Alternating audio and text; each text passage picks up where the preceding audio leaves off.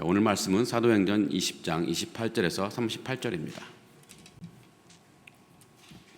사도행전 20장 28절에서 38절 한 절씩 교독하고 마지막 절은 우리 합독하도록 하겠습니다. 제가 먼저 읽겠습니다. 여러분은 자기를 위하여 또는 온 양떼를 위하여 삼가라. 성령이 그들 가운데 여러분을 감독자로 삼고 하나님이 자기 피로 사신 교회를 보살피게 하셨느니라. 내가 떠난 후에 사나운 이리가 여러분에게 들어와서 그 양떼를 아끼지 아니하며 또한 여러분 중에서도 제자들을 끌어 자기를 따르게 하려고 어그러진 말을 하는 사람들이 일어날 줄을 내가 아노라. 그러므로 여러분이 일깨워 내가 3년이나 밤낮 쉬지 않고 눈물로 각 사람을 훈계하던 것을 기억하라. 지금 내가 여러분을 주와 및 그 은혜의 말씀에 부탁하노니 그 말씀이 여러분을 능히 든든히 세우사 거룩하게 하심을 입은 모든 자 가운데 기업이 있게 하시리라.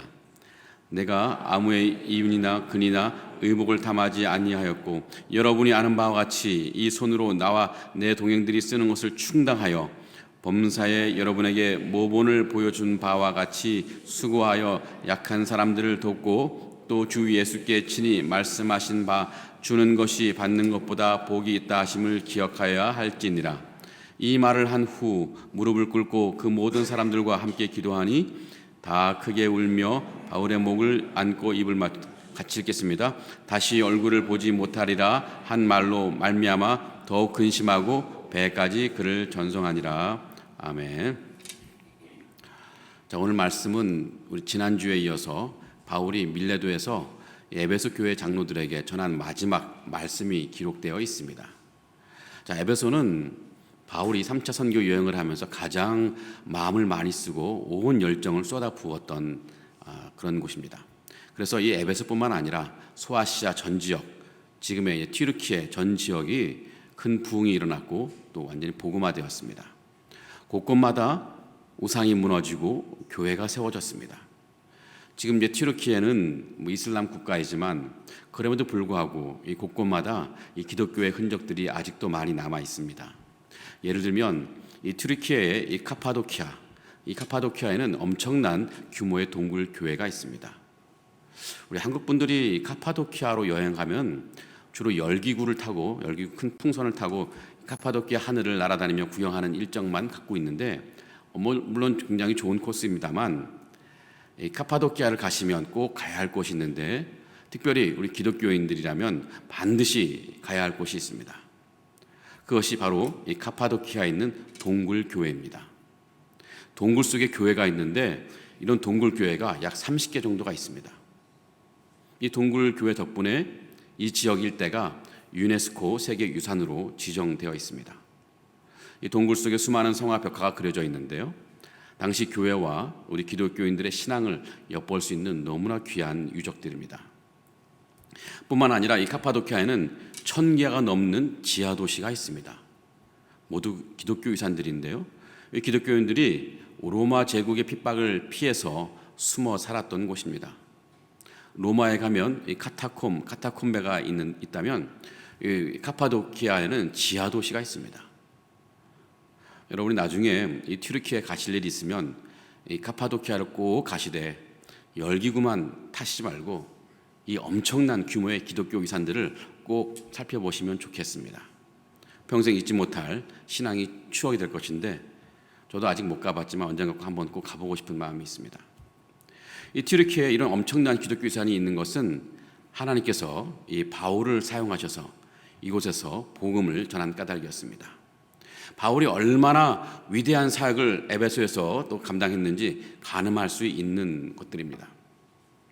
자, 예수 그리스도께서 왜 굳이 수많은 사람들 가운데 그 교회를 이렇게 엄청나게 핍박했던 악질 바리새인 바울을 선택해서 사도로 사용하셨는지 바울이 지나온 그 사역 역사를 보면 충분히 이해가 됩니다. 주님은 비록 바울이 원수 같은 존재였을지 몰라도 이 바울이 너무 탐이 났던 것 같아요. 그 충성심, 헌신도, 열심, 열정. 그래서 어쩌면 바울을 선택했고 바울을 변화시켜서 복음의 사도로 사용하신 것 같습니다. 이 바울은 자신이 3년 동안 사역했던 에베소를 떠나서 이제 유럽을 거쳐 예루살렘으로 가는 길에 밀레도에 들렀습니다. 밀레도는 에베소에서 그리 멀지 않은 곳에 있습니다. 바울은 이제 더 이상 이제 에베소 교회 성도들을 볼 수 없을 것 같습니다. 이제 어쩌면 마지막인 듯해요. 그래서 바울은 이 에베소 교회 장로들을 꼭 보고 싶었는데, 왜냐하면 그들을 통해서 에베소 교회에 당부할 말이 있었기 때문이었습니다. 지난주에는 우리 바울이 에베소 교회 장로들에게 전한 말씀을 통해서 바울이 에베소에서 어떤 태도로, 어떤 마음으로 사역을 했는지를 살펴봤습니다. 바울이 어떻게 사역했습니까? 사명이 생명보다 귀하다는 심정으로 사역을 했습니다. 바울이 에베소 교회 장로들에게 전하는 말씀이 오늘 본문에도 계속 이어지는데요. 이제 에베소 교회 장로들에게 바울이 당부하는 말을 합니다. 여기에서 장로들은 우리 시대 장로라기보다는 우리 시대의 교회 영적 리더라고 할 수 있는 목회자들이라고 할 수 있습니다. 하지만 오늘 말씀은 교회 모든 성도들에게 해당되는 말씀이기도 합니다. 바울은 이 장로를 통해서 바울의 메시지가 또 교회 에베소 교회에게도 전달되기를 바란 것입니다.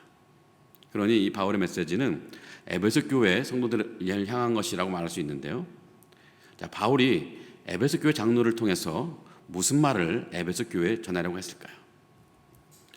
자, 바울이 에베소 교회 장로들에게 부탁한 것은 한 가지인데요. 그게 뭐냐면 에베소 교회와 성도들을 잘 돌봐달라는 것입니다.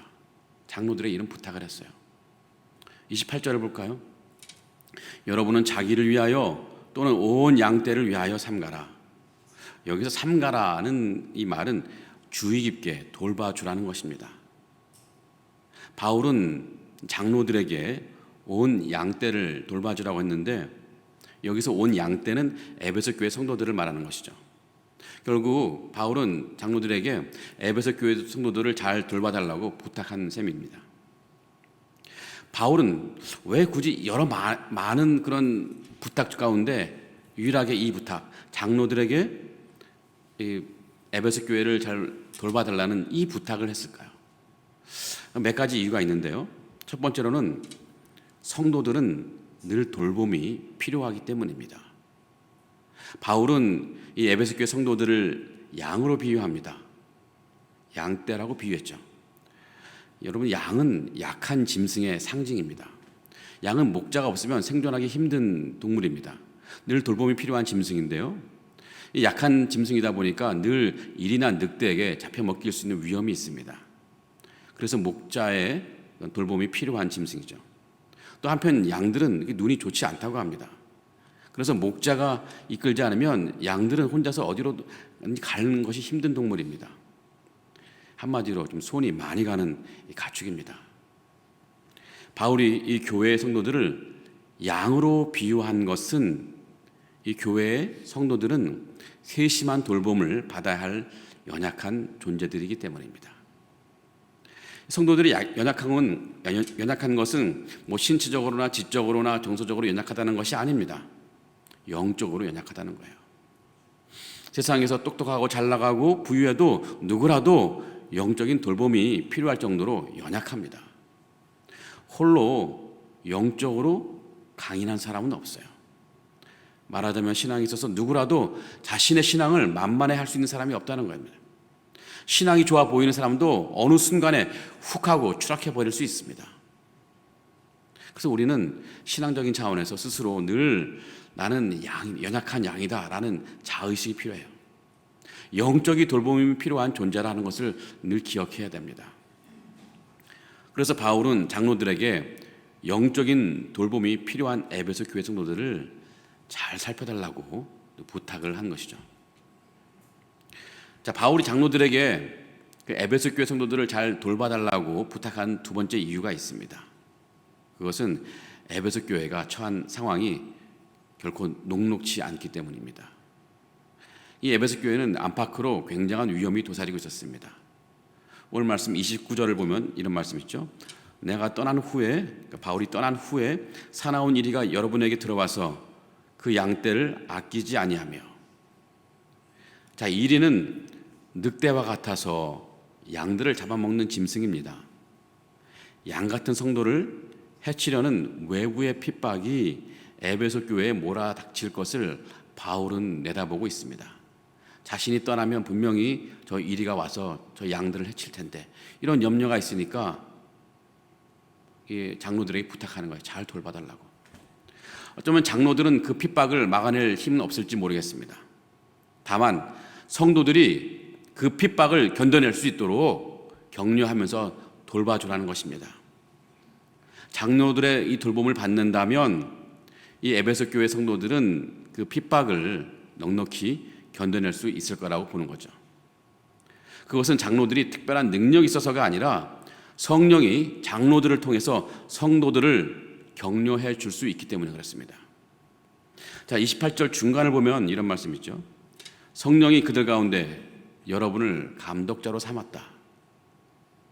자, 그들 가운데, 이 에베소 교회 성도들 가운데 여러분들 장로들을 감독자, 돌봐주는 사람으로 세웠다. 성령이 장로들로 하여금 성도들을 돌보게 하셨다는 것인데, 이것은 장로들의 돌봄 속에서 성령께서 함께 하신다는 것이죠. 장로의 힘으로 돌보는 것이 아니라 성령의 힘으로 장로들을 통해서 성도들을 돌본다는 것입니다. 지금도 마찬가지예요. 하나님은 이 목회자를 통해서 성도들을 돌보시는 것 같습니다. 목회자가 어떤 특별한 능력이 있어서가 아니라 그것이 하나님께서 일하시는 방식 같습니다. 하나님께서 목회자를 세우시고 그들을 통해 성도들을 돌보신다는 거예요. 근데 우리 교회는 이제 목회자만 있는 것이 아니고 구역에 순장이 있죠. 순장을 통해서 또 순원들, 성도들을 또 돌보고 계십니다. 그러니 이 순장은 각 순원의 목회자라고 말할 수 있고 또 장로라고 말할 수도 있습니다. 하나님 또 그 순장들을 통해서 성도들을 돌보시는 거죠. 우리 교회는 이런 평신도 리더들을 배출하기 위해서 제자 훈련을 시행하고 있습니다. 여러분들도 이런 사역에 감당하시기 위해서 훈련에 많이 참여하시고 또 그래서 하나님의 성도들을 돌보시는 사역에 또 기쁨으로 참여할 수 있는 여러분 되기를 바랍니다. 이와 같은 바울은 이 에베소 교회 장로들에게 신신당부하는 거예요. 양같이 연약한 성도들을 곧 핍박이 다가올 텐데 이런 위험 속에 있는 성도들을 잘 보살펴달라고, 이 핍박 속에 견뎌낼 힘을 갖게 해달라고, 격려해달라고 장로들에게 부탁한 것입니다. 자, 에베소 교회가 처하게 될 다른 위험도 있습니다. 그것은 외부의 위험이 아니라 내부의 위험, 내부의 미혹인데요. 오늘 말씀 30절을 볼까요? 또한 여러분 중에서도 제자들을 끌어 자기를 따르게 하려고 어그러진 말을 하는 사람들이 일어날 줄을 내가 아노라. 어쩌면 밖에서 불어오는 핍박의 바람은 보다 수월하게 견뎌낼 수 있을 것 같습니다. 대체로 이 교회는 핍박 중에 오히려 더 강해지고 환란 속에서도 더 단단한 믿음을 갖게 되고 부흥을 겪는 그런 일들이 많거든요. 그렇게 교회는 외부의 핍박에는 견뎌낼 힘이 있지만 어쩐지 내부의 영적인 미혹은 견뎌내기가 쉽지가 않습니다. 이 바울이 말한 이 미혹의 세력은 가짜 사도인 것으로 보이는데요. 진짜 사도인 바울이 떠나간 뒤에 어떤 사람들이 교회 안에 들어와서 자신이 사도라고 하면서 내 말을 따르라, 내가 참 진리다 하면서 이게 사람들을 미혹할 것이라고 바울은 내다봤습니다. 우리가 기억해야 될 것은 이 사도라는 직분은 여러분 초대교회에만 있는 직분입니다. 예수 그리스도께서 자신의 제자들을 사도로 세우셨는데 이후에 이제 바울도 사도로 삼으셨지만 그 외 1세기 이후에는 사도가 없습니다. 사도에게만 주셨던 그 놀라운 능력과 은사는 사도 시대에만 그치고 말았습니다. 그럼에도 지금 자신을 사도라고 말하는 사람이 있다면 그 사람은 영적으로 굉장히 위험한 사람입니다. 에베소 교회 안에 자신을 사도라고 주장한 사람들이 있었습니다. 그러면서 성도들에게 바울이 아닌 자신을 따르라고 사람들에게 말한 거죠. 요한계시록 2장과 3장을 보면 예수 그리스도께서 이 에베소 교회를 포함한 소아시아 7교회에 보내는 편지가 있습니다. 거기서 이제 예수님이 에베소 교회를 칭찬하는 부분이 나오는데 요한계시록 2장 2절을 볼까요? 내가 네 행위와 수고와 네 인내를 알고 또 악한 자들을 용납하지 아니한 것과 자칭 사도라 하되 아닌 자들을 시험하여 그의 거짓된 것을 네가 드러냈다. 자, 에베소 교회는 그 안에 자칭 사도라고 주장하면서 성도들을 미혹하는 사람이 있었는데, 감사하게도 에베소 교회는 그 가짜 사도를 분별해내고 결국은 아마 추방해냈던 것 같습니다. 이와 같은 좀 이런 위험이 있었어요. 에베소 교회는 이런 내부의 미혹, 가짜 사도의 미혹이 있어서 바울은 늘 마음이 걱정됐던 겁니다. 그래서 장로들에게 이 에베소 교회를 잘 부탁한다, 이렇게 당부한 것입니다. 자, 요약하면은 이 바울은 에베소 교회 성도들이 영적인 면에서 굉장히 양처럼 연약한 사람들인데, 더군다나 밖으로부터는 핍박이 들어오고 있고 안에서부터는 이런 영적인 미혹이 닥쳐올 것을 바울은 예측하고 있었습니다. 그래서 바울은 이 에베소 교회 장로들에게 이 에베소 교회 성도들을 정말 잘 보살펴 달라고 신신당부한 것입니다. 자, 그런데 사실 바울은 남의 일 걱정할 만큼 한가한 사람이 아니었습니다. 바울 자신도 이제 예루살렘에 들어갈 텐데 그곳에 가면 바울도 엄청난 핍박을 받을 수밖에 없는 사람이에요. 바울이 그것을 모르는 게 아닙니다. 바울은 자신이 예루살렘 들어가면 엄청난 핍박을 받게 될 것을 너무나 잘 알고 있었습니다. 성령께서 바울에게 말씀해 주셨습니다. 네가 예루살렘 들어가면 거기에 엄청난 핍박이 너를 기다리고 있다. 하지만 또 성령은 또 바울에게 하지만 네가 그 예루살렘에 들어가야 된다. 참 너무하시지 않습니까? 뭐 핍박 없이 들어가라면 좋을 텐데 핍박이 있다. 그러나 그러지만 들어가야 된다. 바울은 다 들었어요. 자기 핍박을 받을 것을 충분히 알고 있음에도 어쩐지 바울은 늘 에베소 교회만 걱정하는 거예요. 자기 걱정이 아니라 온통 에베소 교회 생각만 하고 있습니다.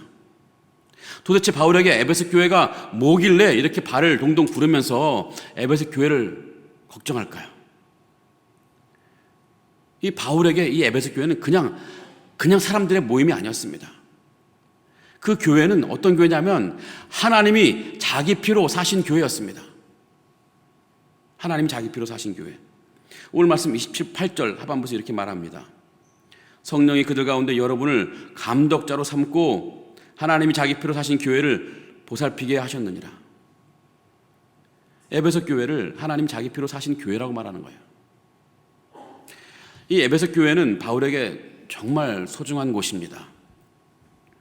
바울이 영적으로 불모지였던 이 에베소에서 온갖 핍박을 당하면서 이 교회를 세웠고 이 교회를 부흥시켰고 에베소 지역뿐만 아니라 소아시아 전 지역에 이 복음의 영향력을 강력하게 미치는 교회로 이 바울이 성장시켰습니다. 그러니 바울에게 이 교회가 얼마나 소중하겠습니까? 하지만 에베소 교회는 하나님에겐 더욱더 소중한 교회입니다. 왜냐하면 하나님이 자기 피로 사신 교회이기 때문입니다. 이것은 에베소 교회뿐만 아니라 예수 그리스도를 구주로 믿고 섬기는 모든 교회에 해당되는 말씀이기도 합니다. 교회는 하나님에게 너무 소중한 존재예요. 우리 상하이 한인연합교회도 하나님에게 너무나 소중한 존재입니다. 우리 교회도 하나님이 자기 피로 사신 교회입니다. 어느 교회라도 하나님이 자기 피로 사신 교회가 아닌 곳이 없습니다. 자, 여기서 하나님이 자기 피로 사신 교회라고 말씀하셨는데 이게 무슨 말일까요? 이게 무엇을 의미하는 것일까요? 여기서 교회는 건물을 말하는 것이 아니죠. 하나님이 자기 피로 건물을 사는 것은 아니죠. 하나님이 자기 피로 사신 것은 성도들입니다. 우리가 교회를 말할 때 그것은 건축물을 의미하는 것이 아니지 않습니까? 예수 그리스도를 구주로 믿는 사람들 그 모임을 교회라고 말하는데 믿음을 가진 사람들 그 공동체가 교회이지 눈에 보이는 물리적 장소가 교회가 아닙니다. 여기 우리가 있는 이 건물은 예배처소일 뿐이고 여러분이나 제가 바로 교회입니다. 여러분과 제가 바로 상하이 한인 연합교회입니다. 하나님은 자기 피로 우리들을 사신 것입니다. 그런데 하나님이 우리를 사셨다면 과연 하나님은 누구로부터 우리를 사신 것일까요? 또 무엇을 지불하고 우리를 사신 것일까요? 자, 먼저 하나님이 우리를 사신 것은 죄와 사망으로부터입니다. 하나님이 죄와 사망으로부터 우리를 사셨어요. 우리 인간은 죄와 사망의 노예였습니다. 자, 바울은 어려서부터 이 도시에서 자라났던 사람인데요. 시장에서 장사하는 사람들을 많이 보아왔고, 그래서 장사 상업 용어들이 굉장히 익숙합니다. 또 이 바울 살고 있던 이 도시, 이 다소라는 이 도시는 워낙 군인들이 많았던 곳이어서 군인들 용어도 바울이 많이 사용해요. 그래서 여러분 바울 서신들 보면 뭐 상업 용어, 군사 용어 굉장히 많이 나오죠. 뭐 검이라든지 투구, 방패 이런 용어들이 많이 나와요. 바울이 어려서부터 보고 왔던 그런 것들이죠. 반면에 예수님은 어떻습니까? 예수님은 좀 갈릴리 시골에서 자랐어요. 그래서 예수님의 그 말씀에는 늘 양이라든지 목자, 뭐 농업 추수하는 것 이런 얘기들만 나오지 않습니까?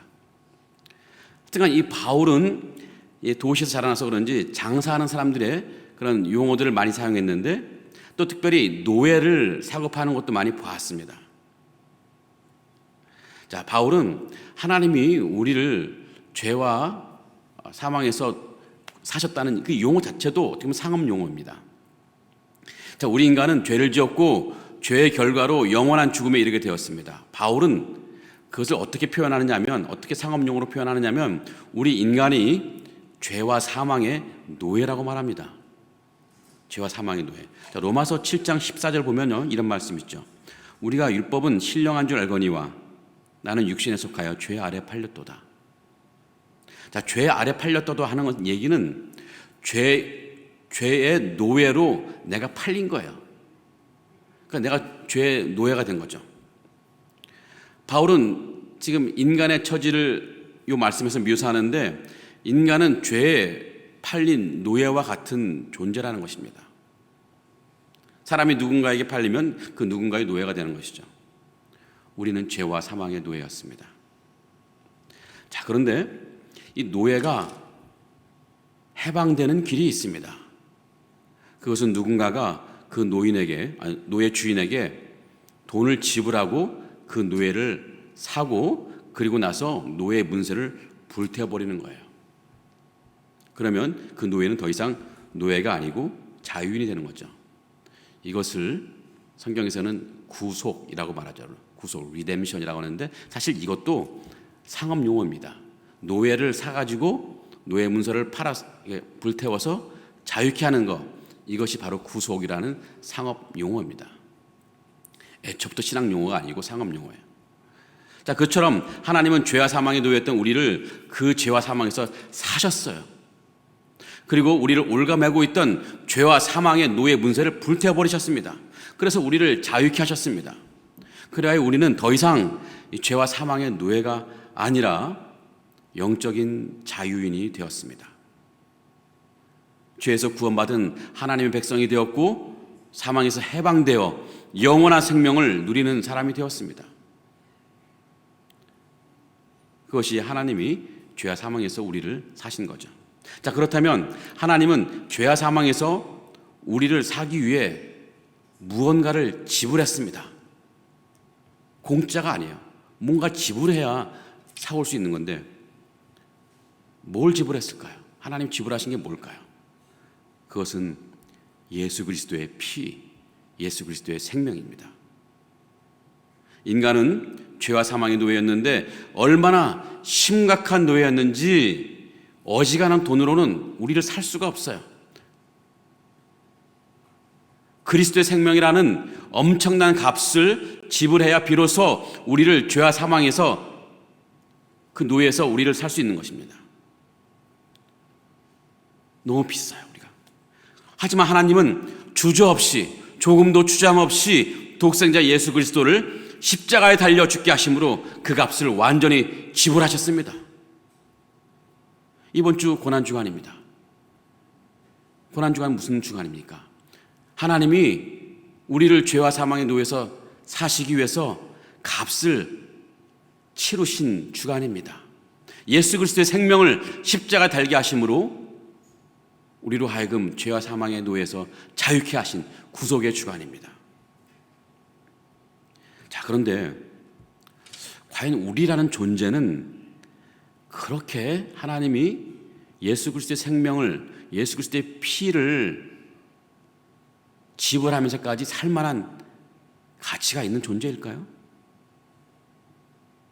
그렇게 비싼 값을 치르고서라도 하나님이 사주고 싶은 그런 존재일까요? 가치가 있는 존재일까요? 인간은 하나님에게 충분히 가치가 있는 존재입니다. 하나님에게 우리는 너무나 소중한 존재입니다. 하나님의 형상대로 지으신 유일한 피조물이 바로 우리 인간이거든요. 우리 지난주 이 시간 3부 예배 때 우리는 어느 성도의 부부의 신생아를 축복하는 시간을 가졌더랬습니다. 이 부부와 아이가 함께 강단에 올랐는데 제가 유심히 그 부부의 눈빛을 보았습니다. 그 부부의 눈빛은 아기를 향한 엄청난 사랑으로 빛나고 있었습니다. 그 부부가 얼마나 이 아이를 사랑하는지 눈빛에서 막 느껴져요. 여기 혹시 오셨나? 여러분, 아기를 이제 키우다 보면 좀 아기가 때로는 열 날 때가 있지 않습니까? 막 열이 나고. 그럴 때 부모님 마음들은 굉장히 다급해져요. 마음이 힘들어요. 너무 아파요. 그래서 만사를 제껴놓고 그 아기를 돌보는데요. 병원에 가거나 혹은 그렇지 못하면 밤새도록 이 아기의 그런 몸에서 열이 내려가도록 물수건으로 아이의 몸을 계속 닦아줘요. 잠도 못 자요. 다 여러분 그런 경험 있으시죠? 그러다가 열이 내려가면 어떻습니까? 그렇게 행복할 수가 없습니다. 아기야 고맙다. 왜냐하면 아기를 너무너무 사랑하기 때문에. 그런 사랑의 눈빛을 지난 주일 3부 예배 때 그 부부에게서 제가 받더랬습니다. 성도 여러분, 하나님도 그런 눈빛으로 우리를 보고 계십니다. 하나님은 우리 사람을 보면 좋아서 어쩔 줄을 몰라 하시는 것 같아요. 그런데 우리 사람이 이 죄와 사망의 노예가 되어서 고생하는 것 보니까 너무 마음이 아프셨던 것 같아요. 그래서 하나님은 만사를 제껴놓고 우리를 구원하시는 일에 몰두하셨습니다. 그리고 엄청난 대가를 지불하고 우리를 죄와 사망에서 건져내 주셨어요. 그 하나님이 치르신 그 엄청난 대가가 무엇입니까? 바로 예수 그리스도의 생명이죠. 예수 그리스도의 피.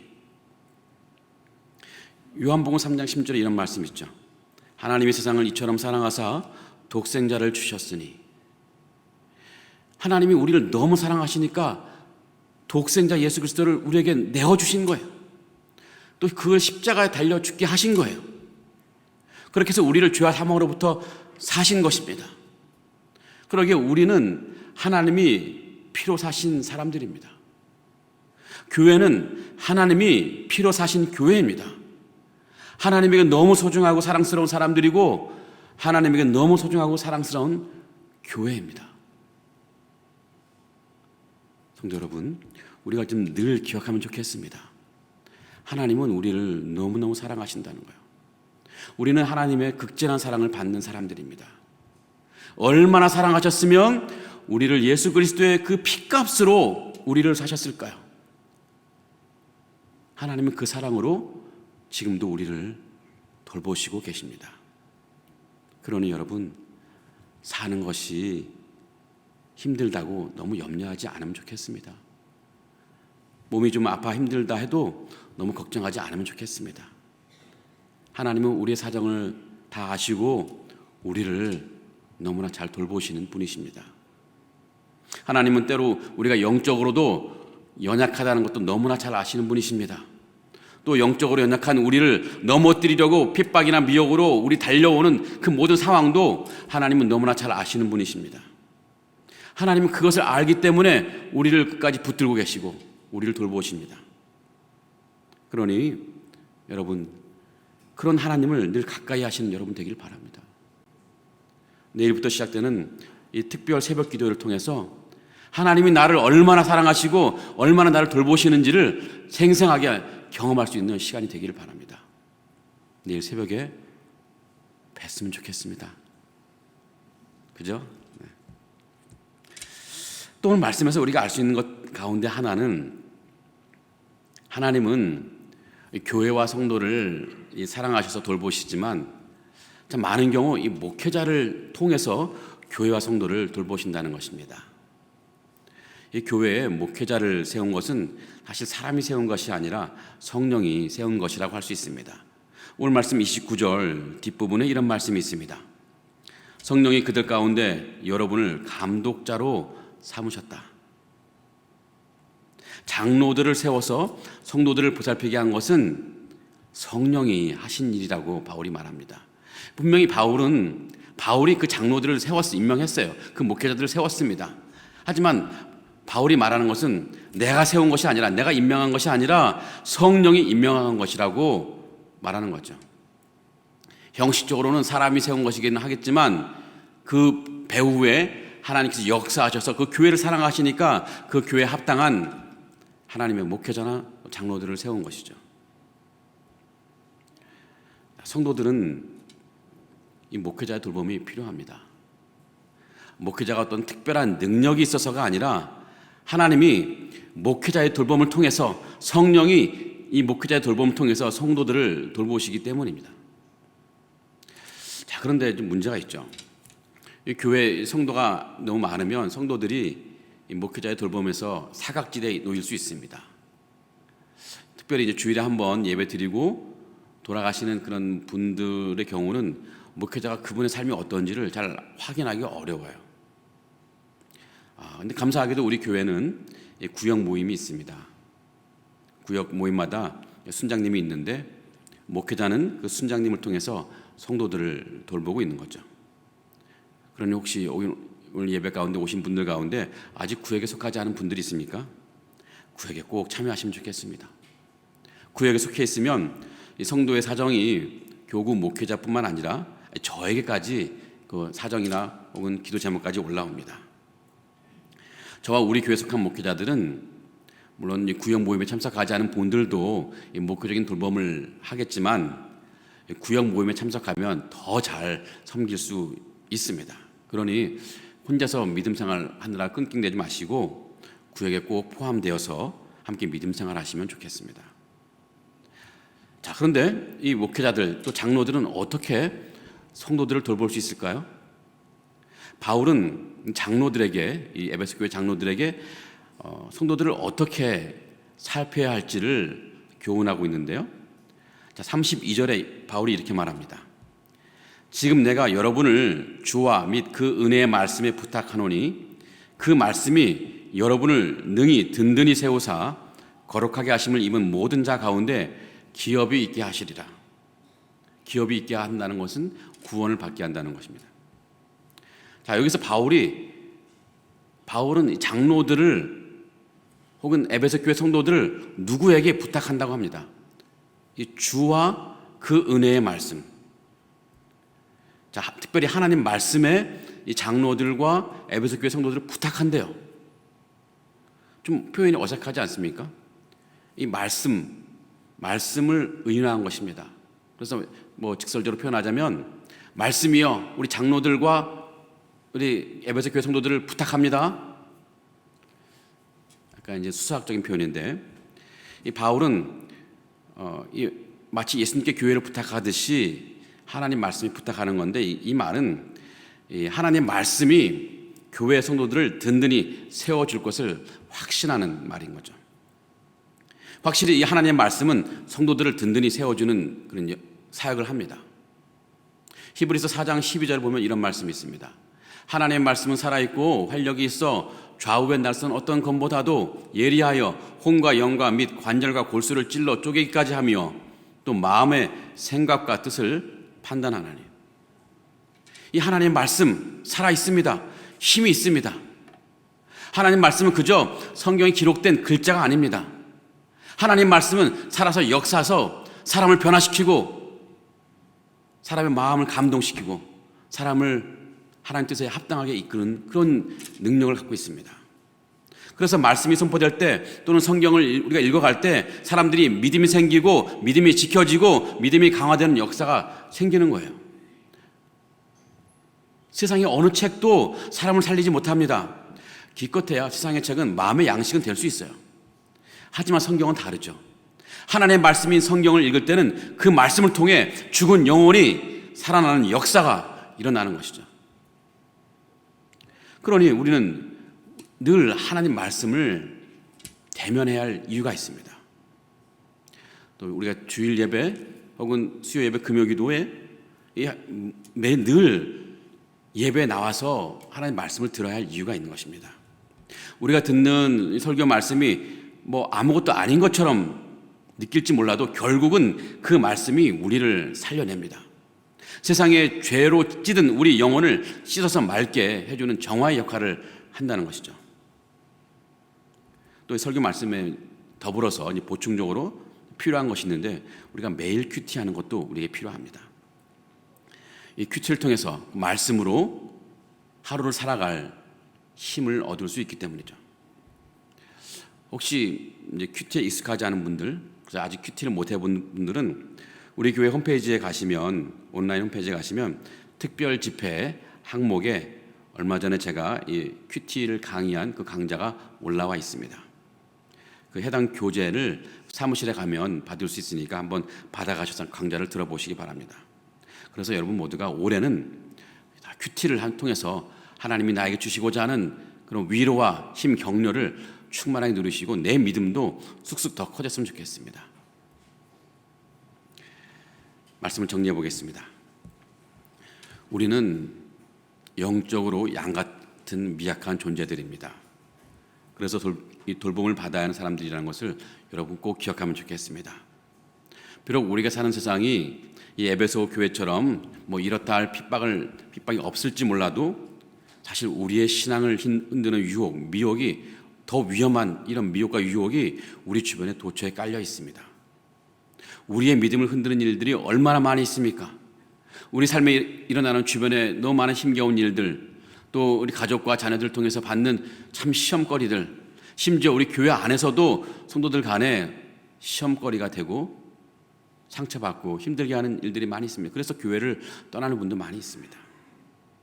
참 우리 주변은 너무나 상황이 쉽지가 않아서 양같이 미약한 존재들로서는 견디기 어려울 수 있는 환경입니다. 하지만 그렇다고 너무 염려할 것은 아닙니다. 하나님은 우리를 자기 피로 사실 만큼 우리를 사랑하시는 분이시고 또 성령으로 우리를 돌보시고 계시기 때문입니다. 또한 하나님은 우리를 영적으로 돌볼 또 목회자를 보내주셨고 또 우리의 믿음을 단단하게 할 말씀도 우리에게 주셨습니다. 내일부터 고난주간 특별 새벽기도회가 시작됩니다. 이 특별 새벽기도회를 통해서 우리들 모두가 하나님이 나를 얼마나 사랑하시는지, 나를 얼마나 잘 돌보고 계신지를 분명하게 느낄 수 있으면 좋겠습니다. 특별 새벽기도를 통해서 하나님이 정말 나와 함께 계시는구나, 이걸 느끼고 더 하나님께 가까이 나아갈 수 있는 시간이 되면 좋겠습니다. 그래서 남은 인생도 하나님과 함께 나그네와 같은 우리 인생 하나님과 동행하는 삶이 될 수 있기를 바랍니다.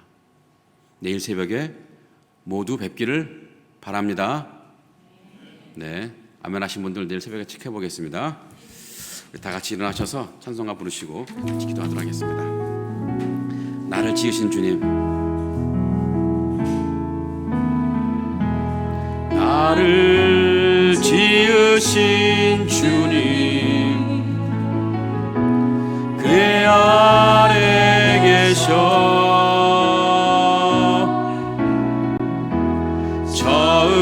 처음부터 내 삶은 그의 손에 있었죠. 내 이름 아시죠.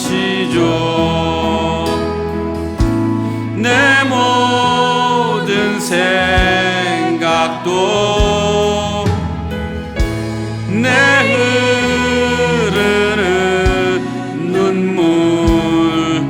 그가 닦아주셨죠.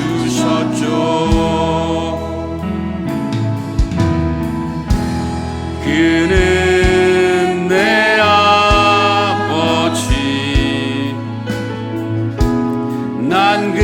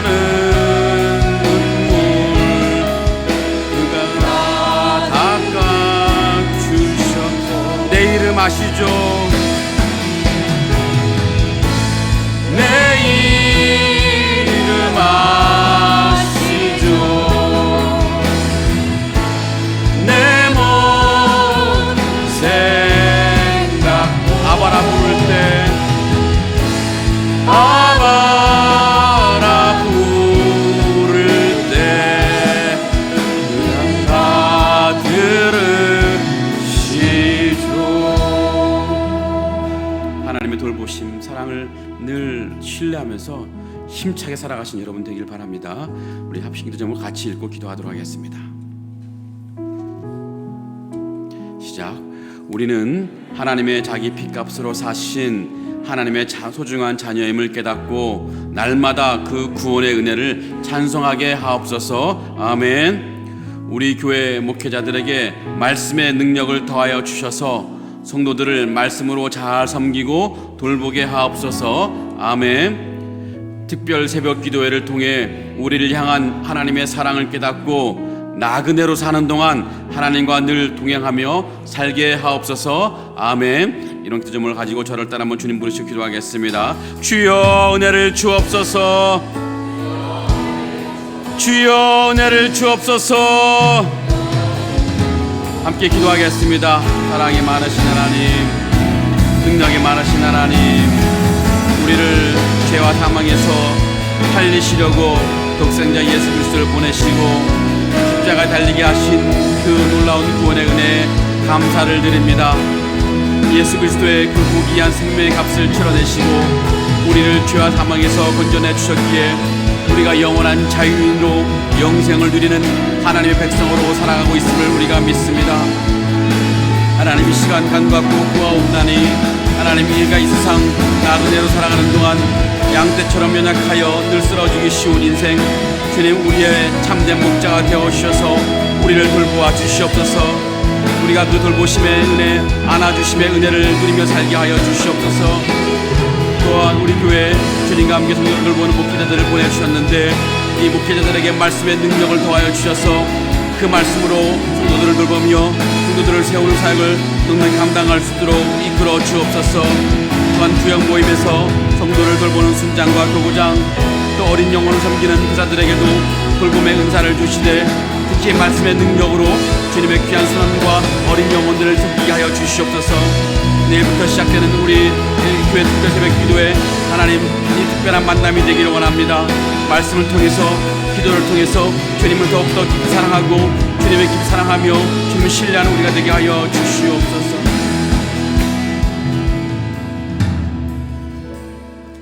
사랑과 능력이 많으신 하나님, 죄 많은 우리를 살리시려고 우리에게 너무 큰 미련이 있으셔서 독생자 예수 그리스도를 보내시고 십자가에 달리시게 하신 그 구원의 은혜 감사와 찬양을 올려드립니다. 예수 그리스도의 생명으로 값을 치르시고 우리를 죄와 사망에서 건져내 주셨기에 우리가 영원한 자유인으로 영생을 누리는 하나님의 백성으로 살아가고 있음을 우리가 믿습니다. 하나님 이 시간 주님께 간구하오니 우리가 이 세상 나그네로 사는 동안 양떼처럼 연약하여 늘 쓰러지기 쉬우니 우리의 참 목자 되신 주 하나님, 우리를 늘 돌보아 주옵소서. 우리를 늘 주님의 큰 품에 안아 주시옵소서. 우리가 그 돌보심의 은혜를, 그 안아주심의 은혜를 누리며 사는 인생 되게 하여 주시옵소서. 주님, 우리의 교회에 또 귀한 목회자들을 보내주셨사오니 주님과 함께 성도를 돌보는 이 목회자들에게 말씀의 능력을 더하여 주시옵소서.